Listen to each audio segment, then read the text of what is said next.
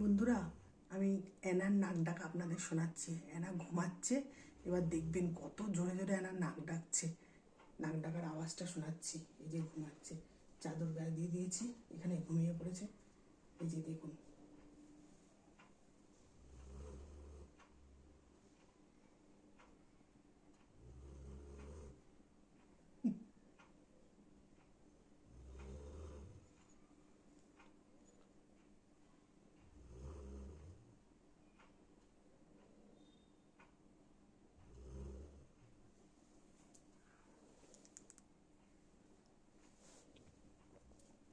সিংহের গর্জনের মতন করে এনার নাক ডাকছে।